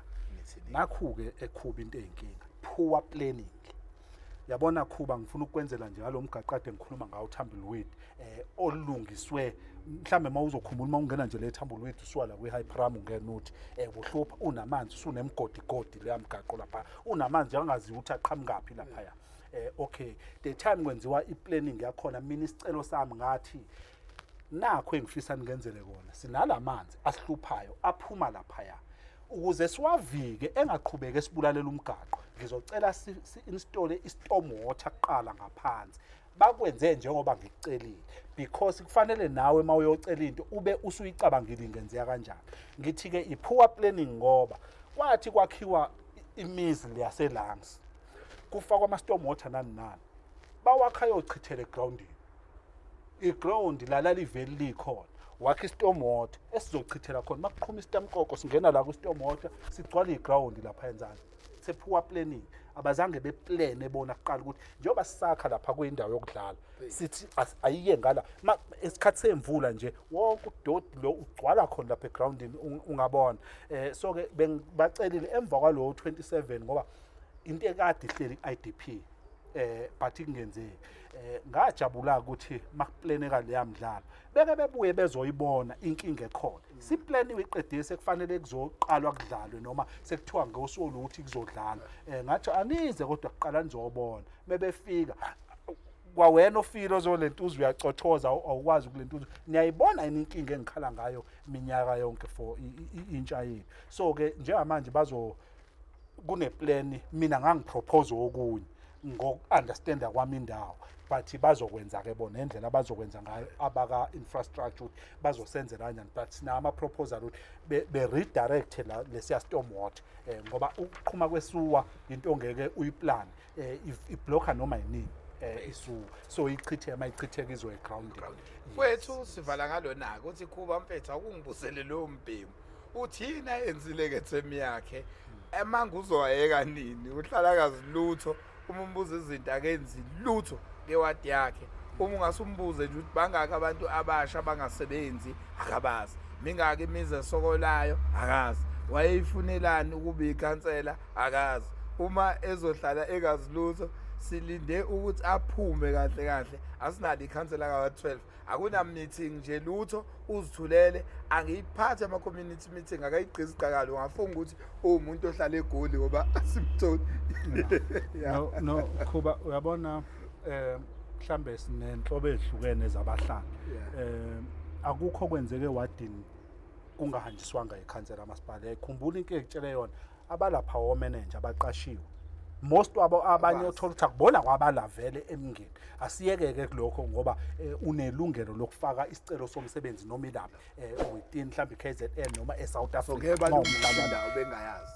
inkinga yokuqala nje mhlambe izoqala lapho kodwa-ke mhlambe Khuba ukuyicacisa yabona nje ngifuna ukukubalela lezi zinto noma omunye isuke ingenzekile kuwena Khuba fanele sihlukanise la ama-issues ukuthi kukhona issue kweyakho personal ngoba uzifunela itoho ongakalitholi o-expect ukuthi uzoqashwa khona imina la mina engekwazi ukuqasha khona ngoba kune-database kamasipala kodwa kukhona esithi sikhuluma ngeyomphakathi i-development yomphakathi yabona nje ukutshela nje ilesiya i-Hyperam eMasangweni le ngiyishoyo yilo mgaqo ongena phakathi because ingithi uqala ubuke okuyikona okuphazamisa kakhulu mhlambe endaweni ukuthi le nkinga le ingagcina isikhozela umonakalo omkhulu kakhulu ake siyilungise kuqala before siza ngezinye ayikho engabalulekile ilona lifakwe manje ngo-2022 yimina engilicelile lafakwa ilo mgaqo ulungisiwe ufuze lengisho upgrade'iwe ngikhona njalo mina angifuni ukuba nama-pothole yile ndawo empompi nama-toilet lesikhuluma ngawo okwenzeke manje ile ihole engithi yindlu leyo eyenzeke manje ekade ngilo elinye ilanga wathi-ke umeya ngithi ngiyazincengela kuyena ecele emeya phela angikwazi ngisho ukwenza lutho la kuhlala iworumu ngenxa yokuthi ihholo kanje wathi kodwa nahluleka beniphethe nahluleka kulungisa ihholo engaqamba amanga kodwa-ke iqiniso lithi ngangifuna usizo nami akugcine kwenzeka ukuthi naye akangilekelele into yokuklina-ke yokuklina nje lama-dumping site njengoba kutshela zekwane-program umuntu ayitholile eyicele noma ibe encane ngoba ibe u-3 months ababili ibe u-3 months wangonyaka ophelile kuDisemba uDisemba lo wa 2024 nalo January wa 2025 yabuya u-3 months just ukudila nje nento yama-illegal dumping because akukho okudlula ukuhlanzeka kakhulu ezinye izinto umuntu azama uzi-achieve yile yama-storm water beblokile amaningi yes ama-street light yes umuntu mhlambe angaphumelelanga sasicela enye i-Hyperama endaweni noma i-High Mast endaweni yaseJabavu because ngithi abanawo ugesi semthethweni so ukuze kukhanyeke nakhona kodwa ayiphumelelanga kwafakwe yodwa laphaya uhaza naye wathola yodwa because mawucabanga Khuba leya High Mast emalini angazi kahle kodwa ngiyazi siyabiza lesi 1.2 million leya High Mast lapha eMasangweni ayithathi kancane and to connect ugesi khona kwafanele ukuthi mina ngisuke ngiye enkosini because lapha umhlaba wenkosi kufanele uma u-Eskom kuze uzofaka infrastructure yawo kufanele ube nencwadi ewuvumelayo kumnikazi womhlaba bethu siyaka semaphethelweni siyavale wami nje lokuvala into ecanza siyi-understand thina siwumphakathi ngekhansela sengenze le message ihambe kumuntu omusha ngoba mina selokhu saqala i-podcast usuku nosuku ngidlale nginezinto engiyifundayo ngokuba ikhansela nebingaza yini ucanza siwumphakathi asiyi-understand ngekhansela Khuba noma mhlambe ngeke ngisho okuningi kodwa ngicabanga ukuthi uma ukhuluma ngekhansela kufanele uqala understand ama-responsibilities asuke enikezwa wona one asuke kuwukuthi uzothatha izinto zomphakathi okhala ngazo uzise kamasipala because thina abantu esisebenza ngabo amasipala kanye nama-department axhumene nohulumeni ngaba yaka-housing ngabe yaka-education ngabe yalapha kodwa ibona abantu esisebenza nabo kwi-governance because ngithi mawusukhethiwe ikhansela ukhethiwe impela usenhlanganweni yakho kodwa mawusuyikhansela usuye elomphakathi ususebenza nabo bonke abantu ngokungachemi namuntu so yingakho-ke uma uya kuma-department uzoyela isikhalo esisuke sikhona leso sikhalo mhlawumbe okokuqala kufanele siku-understande kusuke kuyilokho Khuba ukuthi one kufanele sazi ukuthi imaphi ama-duties kahle kahle ekufanele uwathathe siqhunyelwe i-transformer endaweni yaseLangs ngacela umphakathi wakhona ngafika impela kwakushubile Khuba bethi bayoshisa uFruwe so-ke ngathi cha akuzusilele lokho ngoba angifisi ukunibona nilimala angifisi ukubona umuntu eboshwa ngoba phela mina engikwazi ukuyonivalela uFruwe ngoba sithi siqhunyela transform kodwa ngicela ningilekelele lento eyodwa aningenzeleni i-team yabantu noma aba u5 ekuzohamba nabiya Eskom ngoba mangihamba ngedwa ngibuyile nempendulo nathi anyizwa lengibuya nayo ngicela ningenzeni lethini sesiyakomkhulu ke manje emkhondeni la Eskom hawu basivulela amasango 7 ekseni sasesikhona sangena masingena nje okokuqala khona ithinto mesifika nje kulaba fowethu esizohlangana nabo ubani wena ngizichaze wena ubani khansela sisacela uye lapha eceleni kancane ngoba engazi ukuthi la yes uzile nje kodwa kahle kahle ayikuthini okay bafowethu sizoqala kuwena khu uEskom ukufakelile ugesi endlini mahala isivumelwano sasenza mina nawe wena uzothenga ugesi mina ngifayile infrastructure ukhansela ungena ngesikhathi kuthiwa akukho gesi la uzofaka isicelo sokuthi umphakathi okuthi uzofakelwa ugesi kufakwe izigxobo kufakwe mase usendlini ugesi sivumelwano sesi agreement yakho noEskom yes qala le kufanele silungise khona so ke kwakuwukuthi nje sidlule mase kubuzwa ke oqala sinikezeke into zakho kuze sibone phela ku system yabona ke ngikhohliwe nginjani because ngithi ngiyalwa kodwa ngazi kahle ukuthi anguthenga ugesi and uEskom ke usuyabuza ukuthi awungitsheleke lo muntu othole indlu ngo98 akakaze uthenga ugesi kuzikubi manje mangathi uEskom uthi nje ngenyanga ukweleta noma uthenga ugesi wa 300 from 98 kuzikubi manje mawucabanga malini kufanele ngasi kucharge yona but ke ngoba sizenza ubudlelwane kulungile abantu esizobathola betemperishile imali ye tempering fee u6050 rand kodwa ke ngoba phela sesiyazixoxela nathi siyancengela akukho yini kunye ningasiphulela wathi at least masukhokhe noma u3000 then sizokufakela isigubhu enye ke usuyikhokha kancane vele umuntu bese nogesi ngeke sayikhokha kancane so ke sagcina sifika kuleso sivumelwano ukuthi ke bathi bechargewa o3000 abantu bekwazi ukubuyisela ugesi usebenze same things applies to kwaMevana kube neaudit yes kwacima ugesi abantu bekhishelwa ugesi ngoba phela mawurobhile usukwenza icala so negotiator nomasipala kwagcina kuthiwa out of lo 40 ngoba masipala noEskom ama price akhona afana at least ngabakhokhe u2000 nemadlana kwabanjalo babuyisela ugesi so ama negotiation umuntu awenzayo sengasho komunye akushoyo okunye ukuthi mawusegoli ke eqhuba ukwenza kanjani zonke lezi zinto ungena Njithaze goli novaze goli siyabala mfethu elokuvala bese njani isihlalo uzosinjani isihlalo kunzima kona kuba kodwa iqiniso lithi nje uyaphefumula after ukwazi ukuthi uthole izinto abantu ababhekene nazo ezinye ke sizozi attend ezinye kuba okuthi izinto ezivele eziqhubeka la nje uma questions abantu abewabuza ucabanga ukuthi abalekile bebebuza into efanele noma bebedlala ngawo no bebebuza into efanele abaningi ba ngiyamthanda lo Themina ngusibanibani wakabani asisho ukuthi abantu abaziveza ngoba phela omunye usukazi ukuthi mesiveza mhlawumbe uzothi hayibo kodwa usibanibani ngoba u1 no2 no3 uyamazi futhi useke wenzela u1 no2 no3 so ke asifuna kodwa ngimthandile yena ngoba nakwamanye ama attendance register emhlangano emphakathi mangingawakhiphi ngiyokuvezela uyafike wa-athi uyamazivele kanti yes ukhuluma into yes aziyo ukuthi vele uyaba khona kweminye imihlangano so ke ezinye izinto umuntu okhulumayo vele oziraise izinto openly emhlanganweni akuyena umuntu okukhuluma emaceleni so ke siyabathanda abantu abanjalo ngiyabonga siyabonga kakhulu lo besinaye bekukhansela wethu aka-112 endaweni yasemngeni municipality esikwazi ukuthi sibe nayo ehlelweni esilibiza nge-Know Your Leader. Please don't forget to subscribe usichecke kuzo zonke indawo siyatholakala Facebook ungachecka Siyabonga Imbongi Mpungose page ku-Instagram Siyabonga _